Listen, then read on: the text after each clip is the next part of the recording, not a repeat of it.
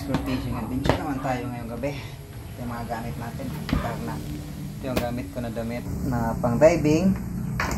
Ayun, may timba. Yung mga gamit natin na goggles, spot. Pupuntahan natin yung spot na medyo malayo. Parte mga siguro mahigit 30 minutes o pa isang oras namin babiyahiin. Ayan. Kaya medyo maaga pang alis ko.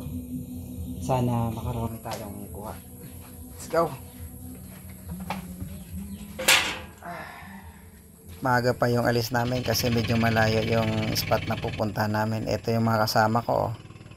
Si Junior, ayan, nakaupo pa sa unahan. Nandito naman tayo yung lingkod. At yung kasama pa natin iba. Ito na nga, nag-video tayo ng gabi na bago tayo bumaba. Yan, syempre bibidyoan pa rin natin yung mga gwapo nating kaibigan. Sila Antonio, sila Junior, si Noel, at saka si Titom.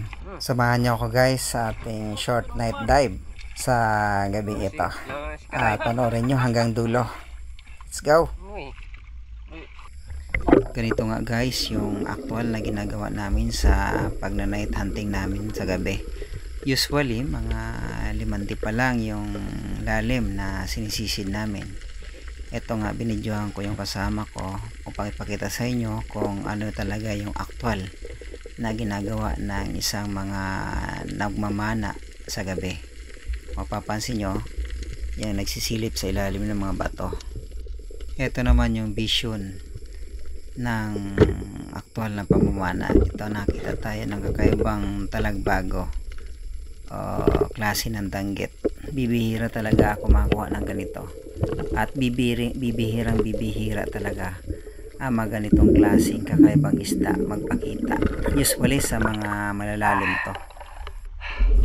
Ito naman yung surahan na nakita ko. Nga lang nakasiksik siya. Kaya ang ginawa ko, sinungkit ko muna siya upang lumabas. Nang sa gayon, pag pinana natin ay hindi maipit yung pana natin. Yan, pinalabas ko muna siya, saka ko siya pinana. Ganyan din ang ginagawa ng ibang mga namamana para hindi sila mahirapan, maiangat yung isda na napana nila at mabilis nilang madala pataas yung mga kagaya nitong klaseng isda. Dito nga sa amin guys ay nagpapakita yung mga lapu-lapo sa hindi gaanong kalaliman. Kagaya nito, mga 2 o 3 di pa lang ito. Pero meron ng lapu-lapo na kagaya ng nakikita nyo guys. Nasa mababaw lang siya at madali siya makuha pag nasa mababaw lang siya. Mga ganong klaseng di pa lang yung nagpapakita ng klase ng lapu-lapo. Kaya mabilis ko siyang masecure.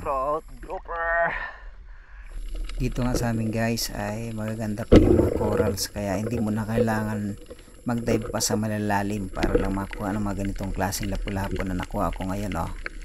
Ang ganda niya, good size siya at hindi naman siya ganong kalaliman yung dinadive natin, pero marami ng lapu-lapo na gaya nito. Huli dati ng lapu-lapo.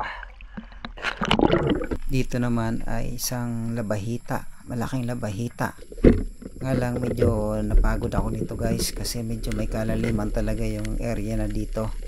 Kung mapapansin nyo medyo madilim na talaga yung baba niya. Malalaki sana ang labahita dito, kaya lang yun nga medyo malalim siya. Ito pa guys, meron lang nakita ang kakaiba at napakagandang klaseng isda. Kung mapapansin niya, yan yan siya. Ay, hindi pala yan. Eto siya. Namumula-mula. Manitis. Yan. Ang ganda niya tingnan sa ilalim ng dagat. Pulang-pula. At may halong pink yung kulay niya. Ayan goatfish siya kasi meron nga siyang bungot kung tawagin. Goatfish. Ang gandang isda. Ubakan. Ito naman, 2 magkatabing snapper. Nga lang, hindi ko kinuha yung isa kasi medyo maliit. Yung malaki lang ang pinili ko. Hinayaan ko na yung isa makatakas para lumaki naman siya ulit. at makinabang yung makakuha nun pag malaki na. Ito, good size na din ito, kaya pwede na ito pang ulam.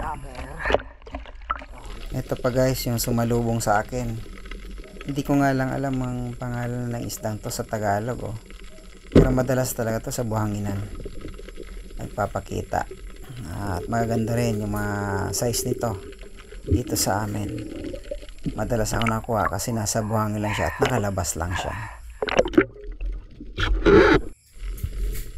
Ito talaga yung isa sa mga natsambahan ko, yung alimasag. Yan, hindi pa siya season ngayon, pero buti nga dito meron na napakita sa atin. Good size siya, oh, at mataba ang klase ng alimasag na to. Ito siya, babae siya. Pag lalaki naman, blue naman yung kulay niya. Ganda ng pakatsamba natin, dalawang magkasunod na alimasag yung nagpakuha agad sa atin. Ito pa yung isa, oh, nakalabas na siya. Pag gabi talaga lumalabas lang sila, pero pag umaga bibihira itong magpakita ng mga ganitong klaseng alimasag. Nakatago ito sa buhangin. Dito pag gabi, ayan, makikita mo lang siya, nakalabas lang siya at nagagala-gala, namamasyal ba, kaya mabilis mo siya makukuha pag magdadive ka ng gabi.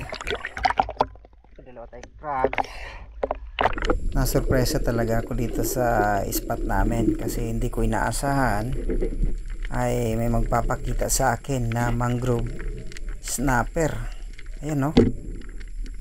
Itong area kasi na to, karamihan dito danggit. Ayan, mga snapper. Pero nagpakita sa akin isang mangrove snapper. Ayan, good size siya at ang sarap din ng isdang ito pag naluto. Guys, tapos na yung pag night dive natin. Uwi na tayo kasi high tide na. Makasama ko nga, oh, matutulog na sa bangka. Yan, salamat pala sa inyong walang sawang panonood sa ating channel. At ito yung kabuang kuha natin, oh, alimasag, mga snapper, mga danggit, tsaka lapu-lapu nasa ilalim. Ayan, huwag nyo pong kalimutan mag-like and subscribe sa channel natin ito. Salamat!